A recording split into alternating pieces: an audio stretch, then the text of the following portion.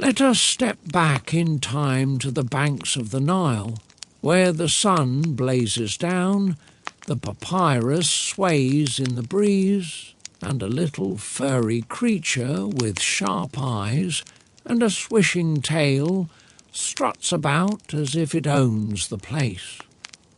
This, dear reader, is not an ordinary cat. No, in ancient Egypt, a cat was not just a companion, not just a hunter of pests, but an animal whose very presence could brush against the divine.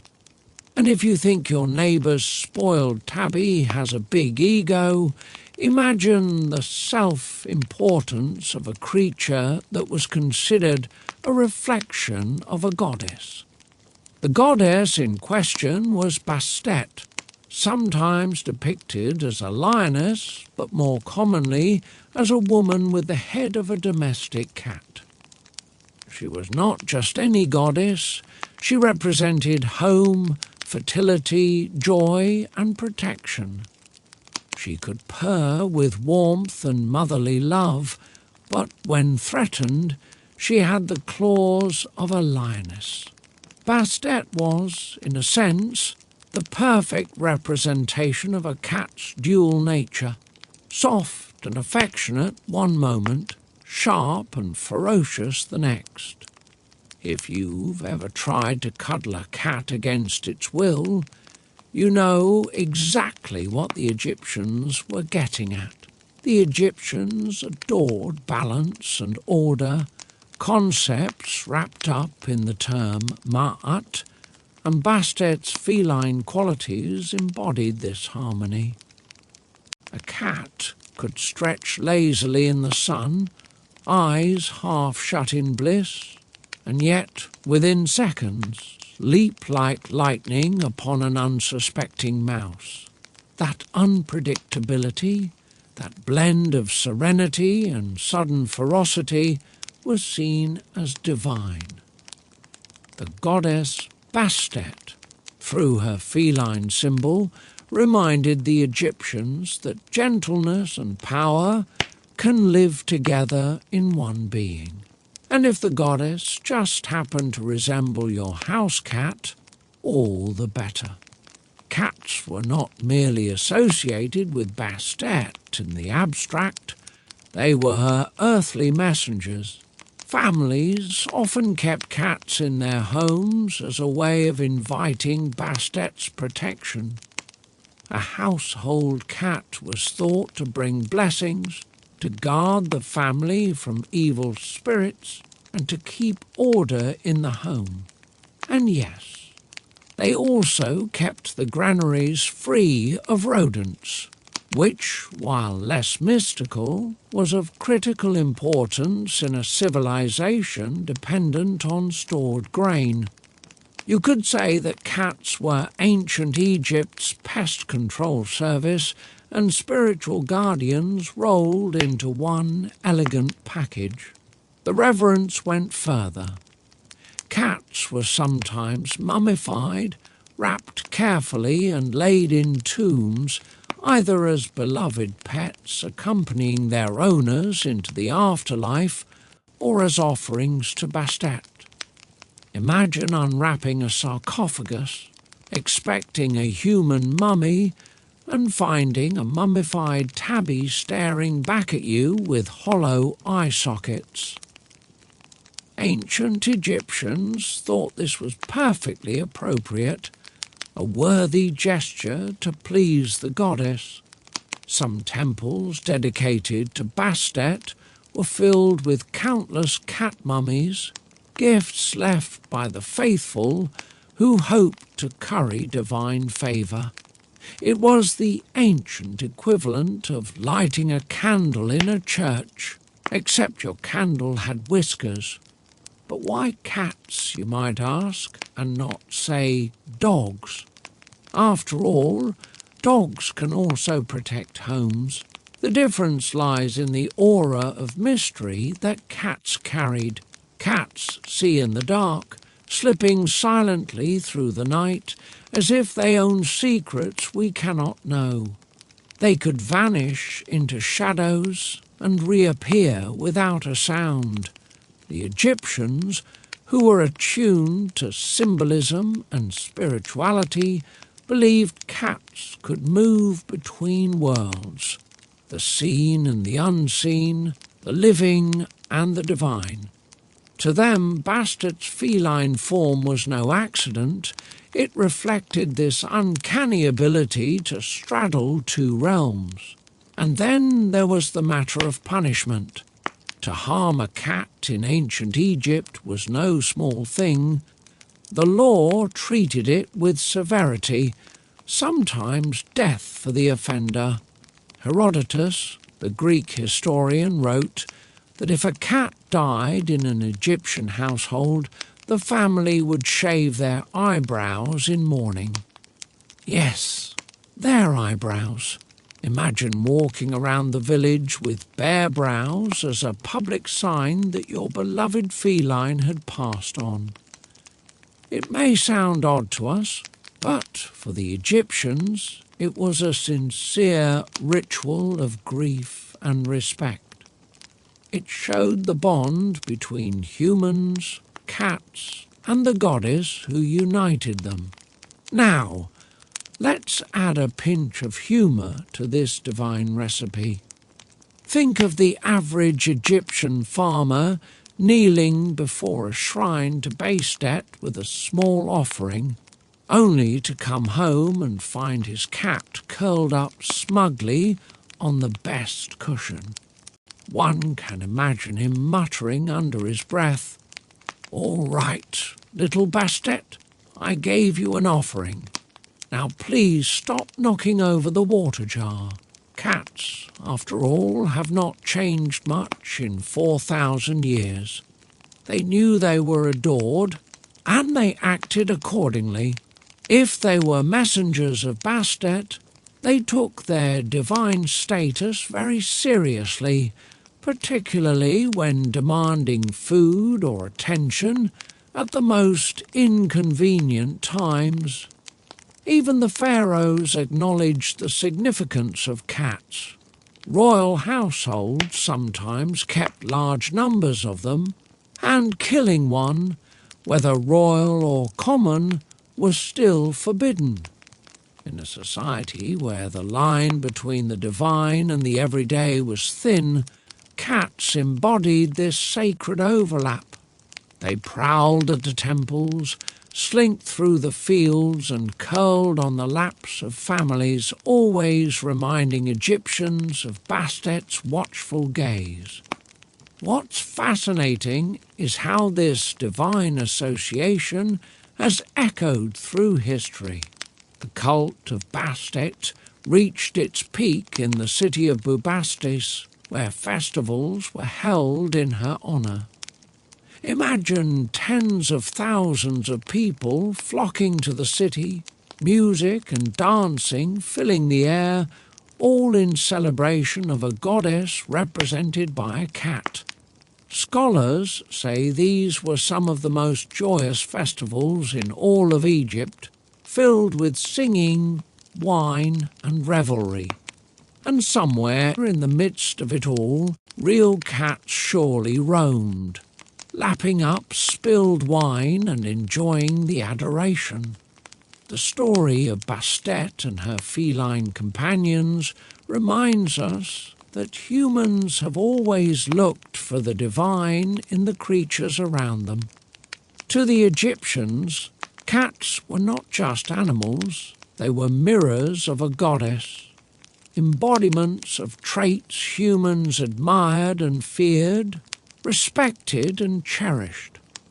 They were mysterious, graceful, protective, and just a bit mischievous, all qualities that, frankly, still describe cats today.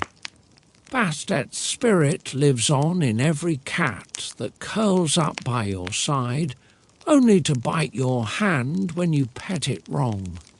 So the next time you see a cat stretching in the sun, blinking lazily at you, remember that in the eyes of the ancient Egyptians you are not just looking at an animal, you are glimpsing a touch of the divine, a shadow of Bastet herself. And if the cat ignores you completely, well, that too is part of the sacred tradition. After all, what could be more godlike than demanding worship while giving absolutely nothing in return? Having followed the trail of Bastet's whiskers into the divine realm, let us now turn to the more earthly but no less vital matter of food. Religion may have guided Egyptian life, but bread and beer filled their stomachs, and both depended upon the safekeeping of grain. And here, too, cats stepped into the story, not only as spiritual emissaries, but as practical guardians of survival. In a land where one mouse could nibble away a family's sustenance, the sleek hunters of the Nile Valley were elevated to symbols of life itself. Imagine a bustling granary, its cool interior echoing with the shuffle of workers carrying sacks of barley and wheat. The harvest was the lifeblood of Egypt. Without it, there would be no bread, no beer, no offerings for the temples, and no wages for workers. Yet wherever grain went, rodents followed. Mice and rats, creatures as small as they were destructive, could turn a bountiful harvest into a disaster, and so the Egyptians turned to their feline allies. A single cat prowling the storehouse was worth more than a dozen guards with spears, for spears were useless against whiskered thieves. What made this arrangement so remarkable was how seamlessly the sacred and the practical overlapped. Cats were already tied to Bastet, the goddess of protection, so their work chasing pests was seen not just as hunting but as holy labour. Each mouse caught was like a tiny prayer answered, a divine assurance that the food supply would last another season. To the Egyptian farmer, a cat dragging a rodent into the light was nothing less than proof of Bastet's favour. He might even laugh and call the cat his priest with claws. Of course, one must admit, the cats were not thinking of divine duty while they stalked. They were simply being cats, chasing, pouncing, and enjoying the thrill of the hunt. Yet the Egyptians, ever eager to read meaning into the world around them, saw more than instinct at work. They saw destiny, protection, and partnership with the divine. Thus, every family with a storehouse had a vested interest in keeping their feline companions happy, well-fed, but not too full, lest they lose the urge to hunt, and honoured. The Nile itself shaped this role. Each year's flood determined how plentiful the harvest would be, but it also brought swarms of pests in its wake. Mice and rats thrived in the fertile fields, threatening to undermine the very abundance the Nile had delivered. Cats, sleek and watchful, became the natural counterweight to this chaos. They roamed the barns, stalked the fields, and kept the delicate balance between feast and famine. Their whiskers twitched, their tails flicked, and in those small gestures the Egyptians read reassurance. The gods were watching, and their bellies would not be empty. Transitioning from the divine symbolism of Bastet to the day-to-day work of food protection, we see how cats bridge two worlds. They were at once sacred creatures admired in temples and practical partners relied upon in kitchens and barns. Few animals in history have embodied this duality so perfectly. For the Egyptians, to love a cat was to acknowledge the goddess's presence, and to feed a cat was to invest in one's own food security. The sacred and the ordinary were woven together by paw prints across the sand. It is worth noting how deeply this role of food protector shaped Egyptian attitudes toward cats. To harm one was a crime not only against Bastet, but against society itself, for it risked the food supply that kept everyone alive. Entire villages could depend upon the work of their feline hunters. The people understood instinctively that civilization itself rested on the delicate protection of their stores. A loaf of bread may have symbolized life, but the cat symbolized the guardian of that life. Now let us imagine a family at supper. Bread is broken, beer is poured, and a cat stretches lazily near the hearth.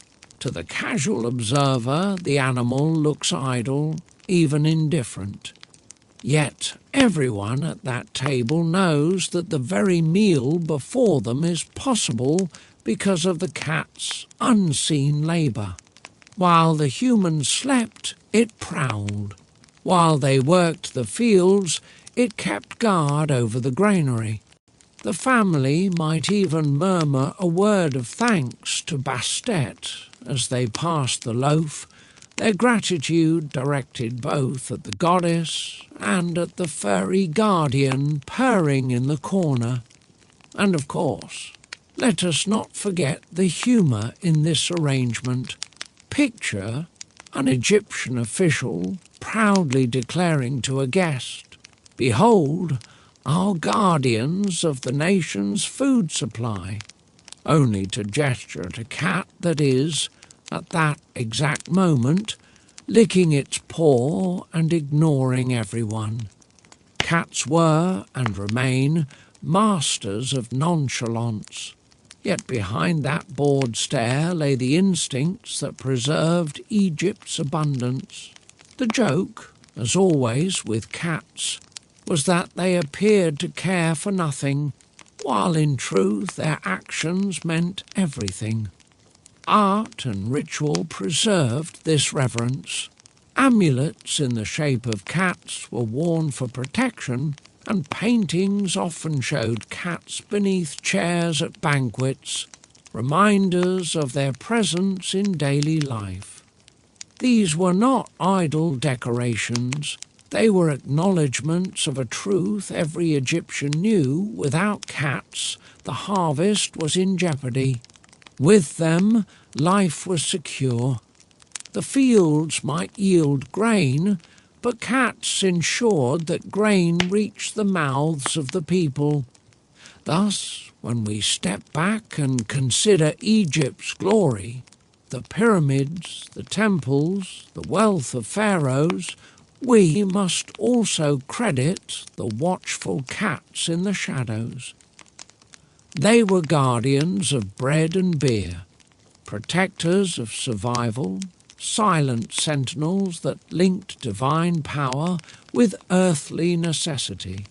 And while the Egyptians might have dressed the story in reverence to Bastet, the truth was plain enough. Cats kept hunger at bay. So the next time you see a cat pounce on a shadow or stalk across your kitchen, remember that thousands of years ago, such behaviour was not just tolerated, but celebrated. It was the backbone of a civilization, the silent rhythm behind the grandeur of monuments. The Egyptians may have worshipped their gods, but they fed their children because their cats stood guard. And in that partnership, half sacred, half practical, We see a bond between human and animal as timeless as the Nile itself.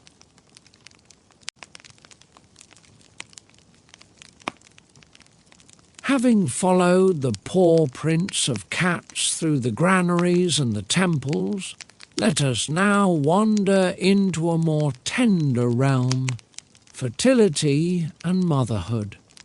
Ancient Egypt was a civilization that treasured family, lineage, and the continuity of life.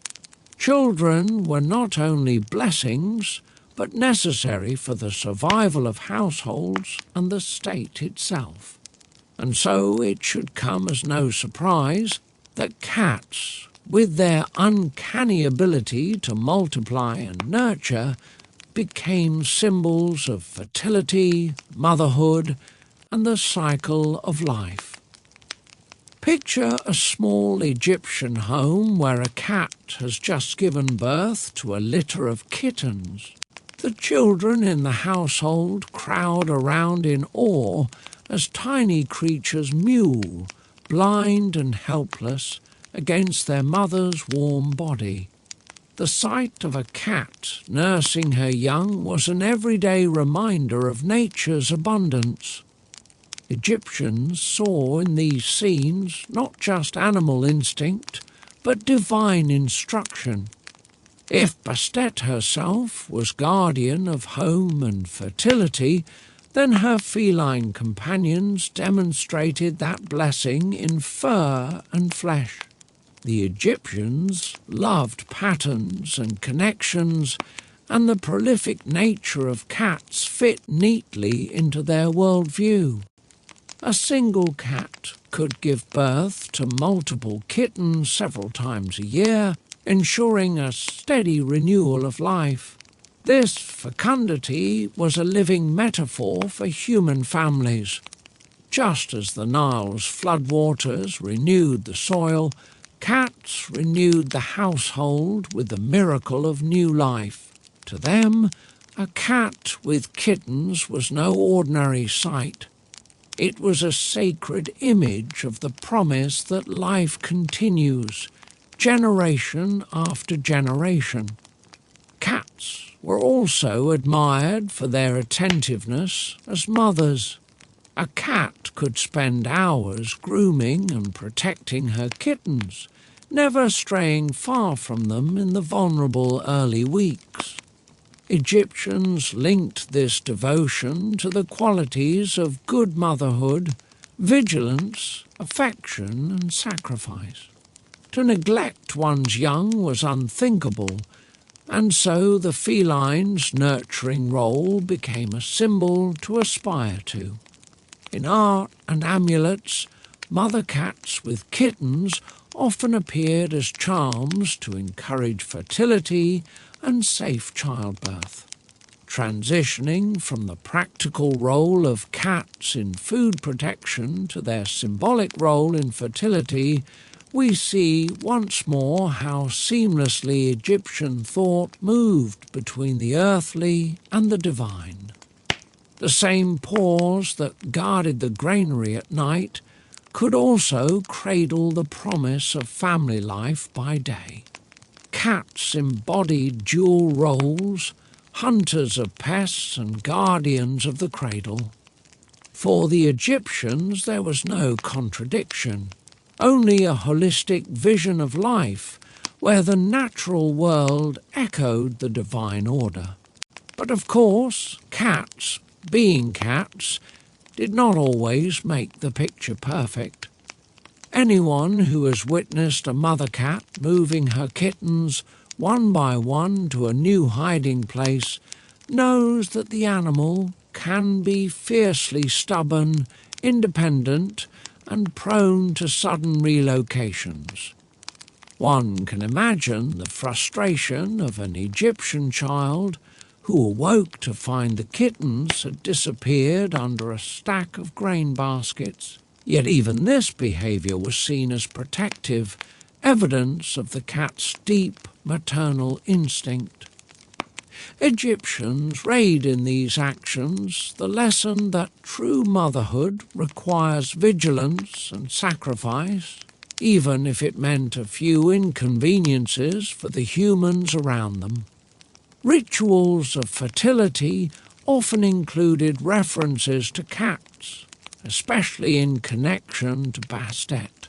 Couples hoping for children might make offerings in her temples, where thousands of cat statues and images were displayed.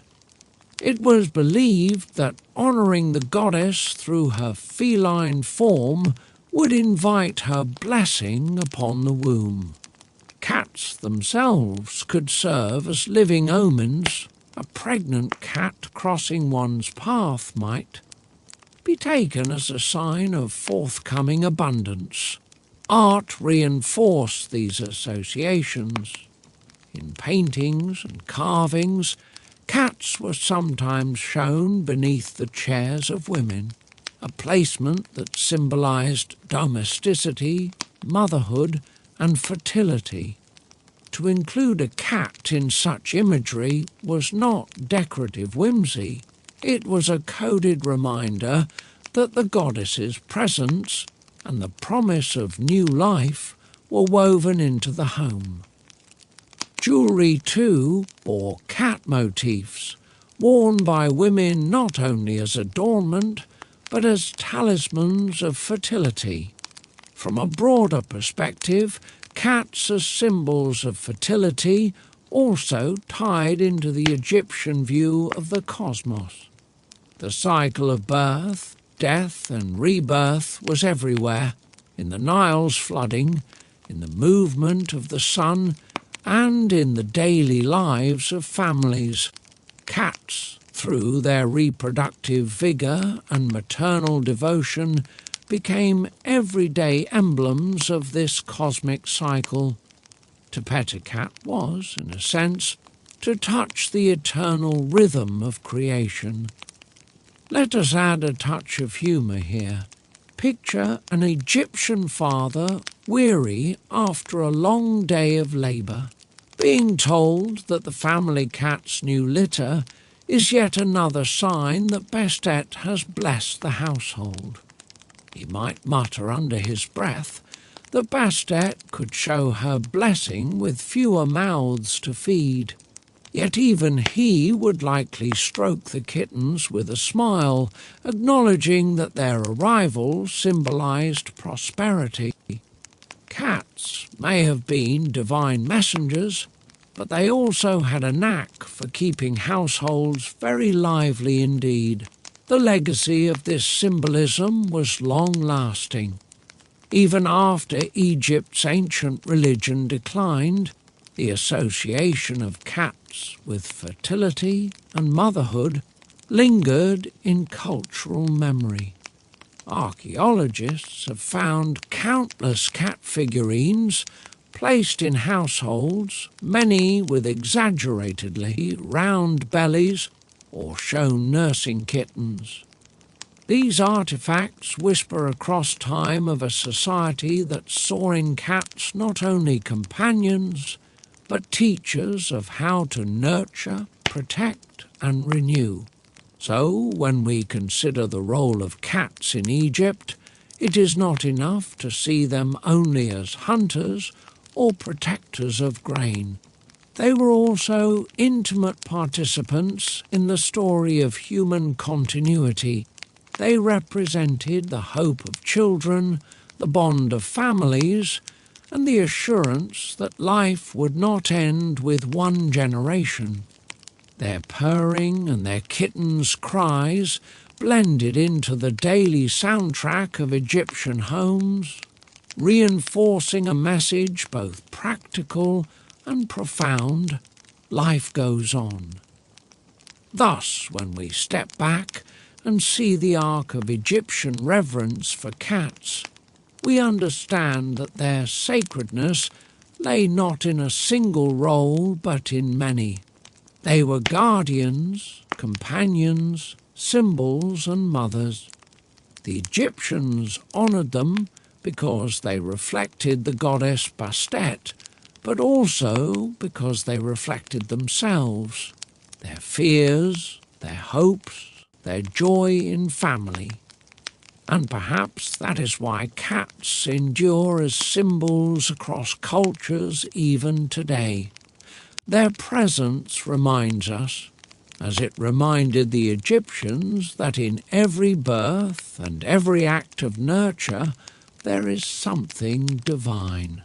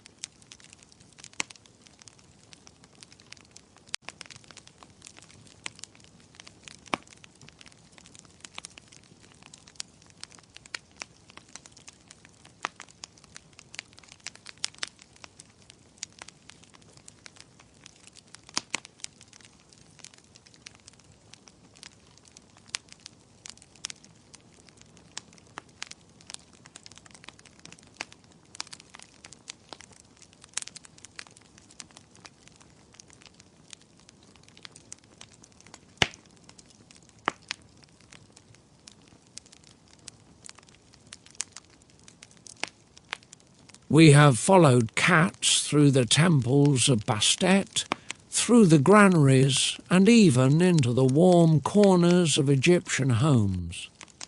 But our journey would be incomplete without stepping into the shadowed halls of eternity.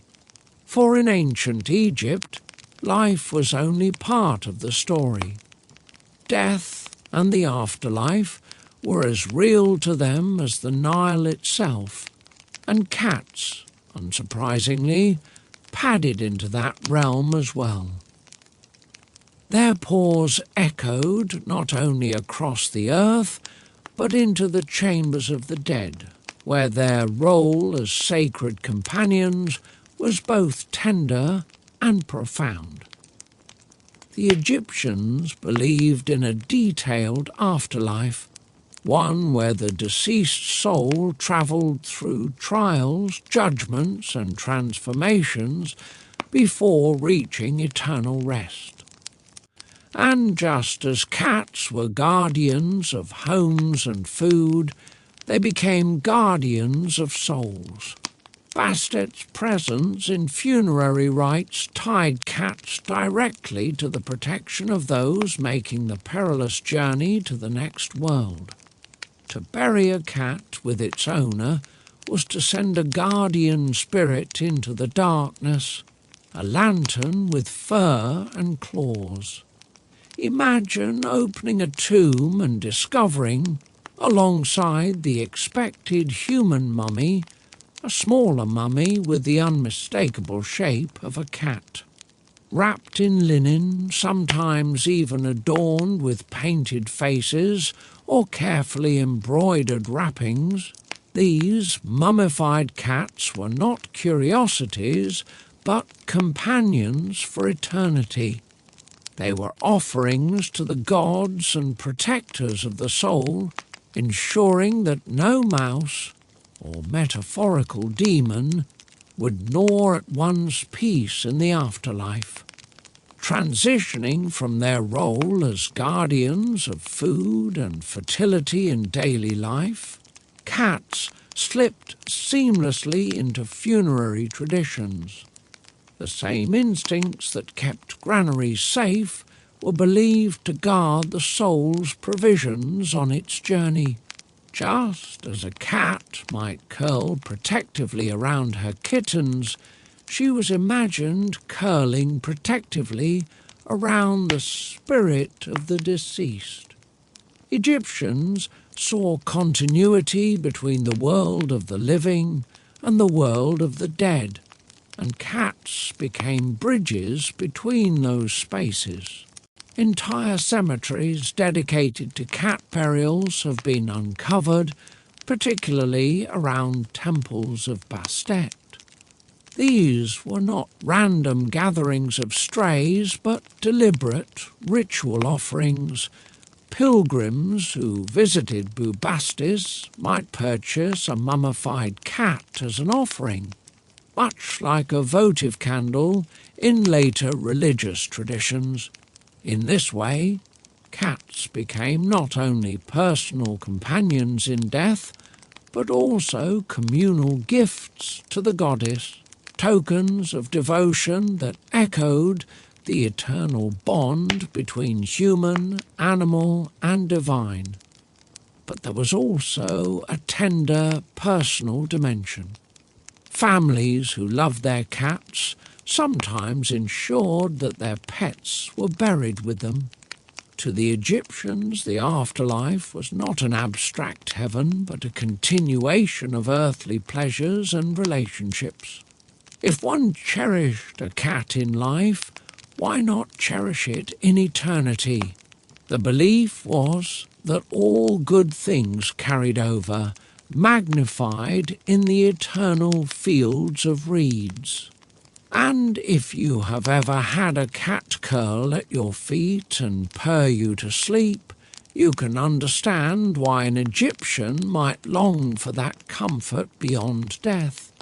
Of course, as with all things Egyptian, there was grandeur as well. Some cats were buried in elaborate sarcophagi, with bronze or wooden statues marking their presence. The artistry lavished upon these feline companions testifies to their importance. They were not only pets, but participants in the sacred drama of death and rebirth. Their mummified forms whispered of loyalty, love, and a watchful eye that would not close even in the darkness of eternity. And let us not forget the humour lurking in this solemn imagery. Picture an Egyptian noble solemnly preparing for his eternal voyage, surrounded by priests chanting and incense burning. Beside him lies his mummified cat, its linen wrappings neat and ceremonial. In that moment, the noble might think, well, at least I won't be without my mouse catcher. Even in death, practicality and reverence mingled in ways that only the Egyptians could weave together so seamlessly. The role of cats in the afterlife also intersected with their association with rebirth. Just as the Nile flooded and receded, just as the sun died and rose again, cats' ability to reproduce quickly and nurture their young became a living metaphor for the cycle of renewal. In funerary art, they sometimes appeared as symbols of this regenerative promise, guardians of the cycle that made life possible beyond death. Transitioning again, we can see that cats were not merely creatures of flesh, but woven into the Egyptian vision of eternity. They guarded grain, families, and households in life, and then guarded the spirit in death. Few animals have ever been entrusted with so many roles, spanning every stage of existence. For the Egyptians, this was not an overstatement, but an acknowledgement of the cat's unique blend of qualities: independence, vigilance, fertility, and devotion. Archaeologists who have uncovered these cat burials describe rooms filled with hundreds, even thousands of feline mummies. The sheer scale of devotion is breathtaking. It was not enough to revere cats in life, their presence was demanded in death as well. To walk through such a burial site today is to feel the weight of ancient affection, paw prints pressed deep into the sands of time. So, as we conclude our exploration of cats in the afterlife, we find that their sacredness reached its fullest expression not just in temples or granaries, but in tombs. They stood as companions, guardians, offerings and symbols of eternal renewal. They followed their human partners across the threshold of death, soft-footed sentinels on the path to eternity. And perhaps that is why cats still carry an air of mystery, a whisper of something otherworldly in their gaze. To the Egyptians, those eyes saw more than we can see. They pierced the veil between life and death, carrying with them the quiet promise that no soul ever truly walked alone.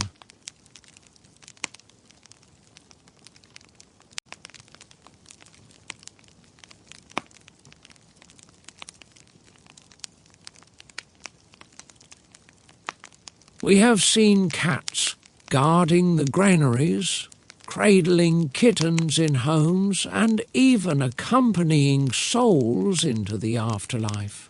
But there remains another layer to their presence in ancient Egypt, one more elusive and fascinating: their mystical qualities. For the Egyptians, cats were not merely practical protectors or symbols of fertility, but creatures who straddled the line between the everyday and the supernatural. They were believed to perceive things unseen by human eyes, slipping silently between realms. With part of this mystique lay in the cat's uncanny ability to see in the dark. To an ancient Egyptian living in a world lit only by the sun, moon and fire, the sight of a cat navigating confidently through night shadows was awe-inspiring. While humans stumbled, cats glided.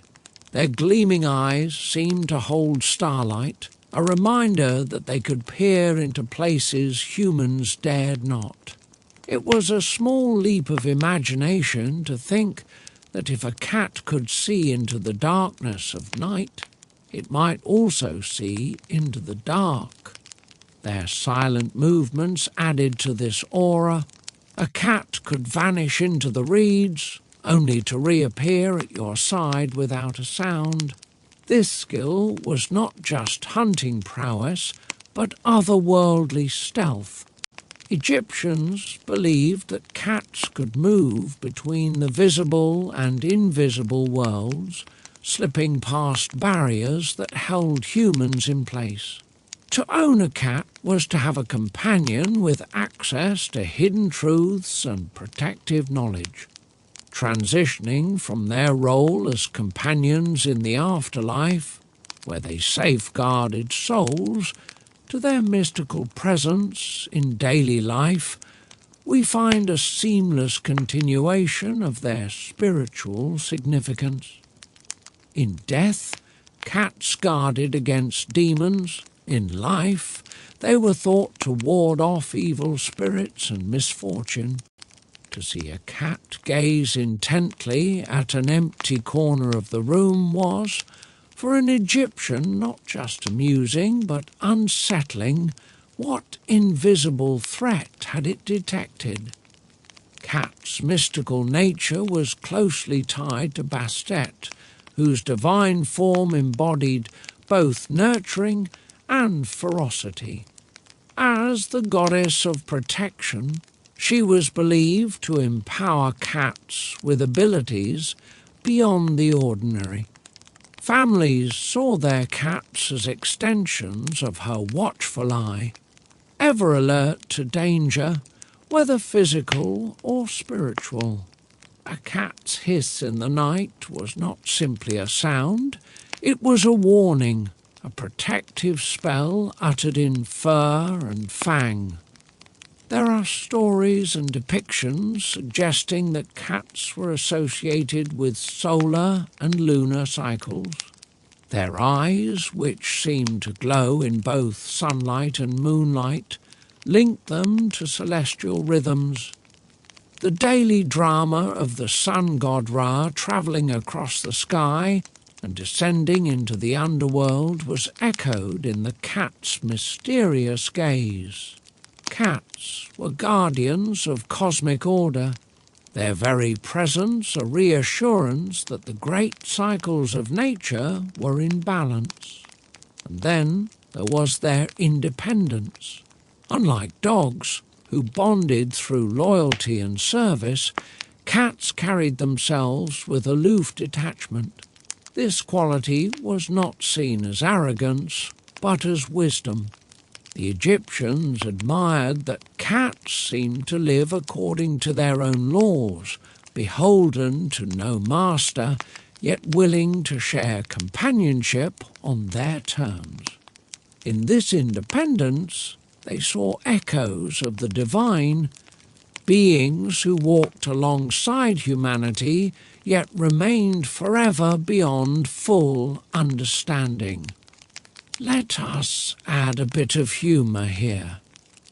Imagine an Egyptian scribe hunched over his papyrus scroll late at night, squinting by the dim light of an oil lamp. His cat pads silently across the room, knocks over his ink jar and stares at him with unblinking eyes. Does the scribe scold it? Hardly. He mutters, Bastet must have a message for me," and dutifully cleans the mess. In a society where cats were mystical guardians, even their mischief could be reinterpreted as divine intervention. This mystical quality also extended to healing and protection. Cats were thought to carry with them an aura of health and vitality. Their purring, which we today recognize as a low-frequency vibration with calming effects, might have been experienced as a soothing spell. An anxious child or ailing elder might find comfort in a cat curling up beside them, its rhythmic hum believed to drive away illness and sorrow. Transitioning once more, we can see that mystical qualities were not separate from their practical and symbolic roles, but interwoven with them. Their protection of food stores was seen as magical, their fertility as divine blessing, their companionship in death as sacred guardianship. Mysticism was not an added layer, but the foundation on which all other meanings rested. Cats were mystical precisely because they were everything at once: hunters, mothers, companions, guardians, and enigmas. Even the way Egyptians interacted with cats reflected this sense of mystery. To kill a cat was to disrupt not only society's order, but also the cosmic balance. Their lives were imbued with sacred power, and their deaths marked with mourning rituals that carried spiritual significance.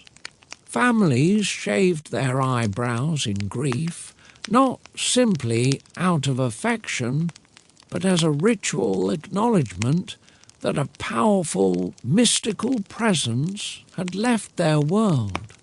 Archaeological evidence strengthens this picture. Temples and tombs are filled with feline imagery, from amulets to statues to wall paintings. These objects were not decorative alone. They were charms against misfortune, talismans of vision and insight, and symbols of unseen protection.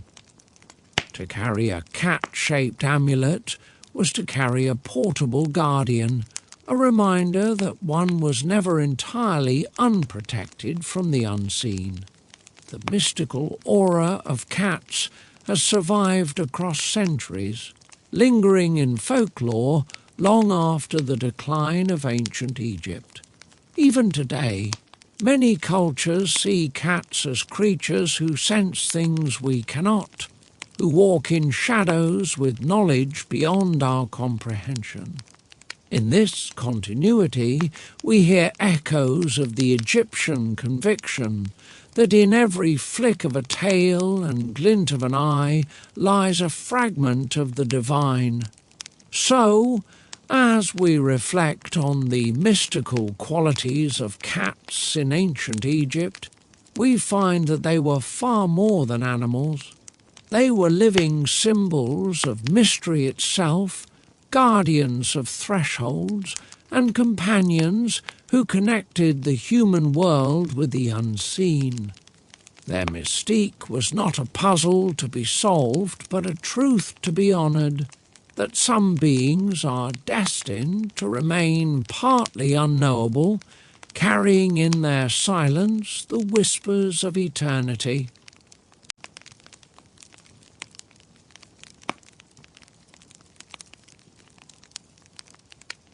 We have walked beside cats as they guarded grain, nurtured kittens, guided souls, and embodied mystical forces. But there remains one more dimension to their importance in ancient Egypt, one that reveals just how deeply they were woven into the fabric of society, their legal and social respect. Cats were not simply animals to be admired, they were protected by law, mourned in death, and honoured as members of the household. Their status in Egypt was unlike that of any other culture at the time, a testame. The Egyptians were meticulous about order, both in their cosmic beliefs and in their daily governance. Just as Ma'at represented balance and truth in the universe, the laws of Egypt reflected a desire to maintain harmony among people, gods, and even animals. Within this framework, cats enjoyed privileges that may surprise us today. Harming a cat, even accidentally, was a serious crime. Accounts from Greek historians like Herodotus tell us of instances where entire crowds rioted at the accidental killing. This level of protection stemmed not only from their sacred association with Bastet, but also from their practical importance. Cats safeguarded food supplies, protected households, and symbolized fertility and renewal. To harm one was to threaten the well-being of both family and community. In effect, Egyptian law recognized what the people already knew, that cats were essential, both materially and spiritually. Transitioning from their mystical aura to their legal standing, we see a society that blurred the lines between reverence and regulation. What others might consider superstition, Egyptians codified into law. To them, justice was not limited to human interactions, but extended to how one treated the creatures blessed by the gods. Cats were not property in the ordinary sense. They were participants in the divine order, deserving of rights and respect. Socially, cats occupied a cherished place in the household. They were depicted under chairs in paintings, shown reclining at feasts, and often represented as equal participants in domestic scenes. Their presence symbolized comfort, stability, and divine favor. To have a cat in one's home was not only practical but also prestigious. Families took pride in caring for them, knowing that their affection mirrored their devotion to Bastet. When a cat died, the family's grief was profound and formalized through ritual. As strange as it may sound to us, households shaved their eyebrows to mark their mourning. This outward sign of loss signalled to neighbours and the community that a powerful presence had departed. The mourning of a cat was not trivial, but an act of respect, an acknowledgement that the family had lost not merely a pet, but a sacred guardian. The funerary treatment of cats also reflected their social standing. Mummified cats, sometimes wrapped with exquisite care, were placed in tombs either as beloved companions or as offerings to the gods. Their careful preservation paralleled that of humans, a striking reminder of their elevated status. The idea that a cat could accompany you into eternity spoke volumes about its social importance in life. One humorous but telling anecdote comes from accounts of soldiers. It is said that in times of conflict, Egyptians would refuse to fight if cats were in danger, fearing that harm might come to them. Enemies allegedly exploited this by releasing cats onto the battlefield, knowing the Egyptians would hesitate to attack. Whether fully true or not, such stories illustrate how powerful the social reverence for cats was, enough to influence matters of war. Transitioning again, we see that legal and social respect for cats was more than sentimentality. It was practical governance combined with cultural devotion. The Egyptians understood that shared values shaped community life, and reverence for cats became one of those values. To disrespect a cat was to disrespect Bastet, family and nation all at once. By protecting cats, they protected themselves. This legal protection and social esteem created a bond that resonated through centuries. It ensured that cats were not only present, but prominent in every sphere of life: the household, the temple, the marketplace, even the battlefield. Few animals in history have commanded such sweeping reverence. The archaeological record supports this as well.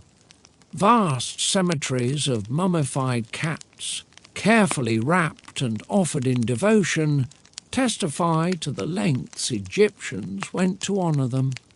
These were not acts of whimsy, but structured, communal expressions of respect. To walk among such offerings today is to glimpse a society where animals were not marginal, but central to spiritual and social life. So, in considering the legal and social respect cats enjoyed in ancient Egypt, we uncover yet another facet of their sacred role. They were not only hunters and companions, not only mothers and mystical guardians, but beings enshrined in the law and cherished in the heart of society. They shaped customs, guided rituals, and commanded obedience. And perhaps here lies the greatest lesson of all, that the Egyptians, in recognizing the value of cats, blurred the boundary between human and divine, domestic and cosmic, legal and spiritual. In their society, to honour a cat was to honour life itself. And while we may laugh today at the thought of shaving our eyebrows for a fallen feline, there is something undeniably moving in a culture that held its small guardians in such high regard. Thus, cats in ancient Egypt remind us that reverence does not always come in monumental form. Sometimes it curls at your feet, purrs in your lap, and with one sharp claw enforces both law and love.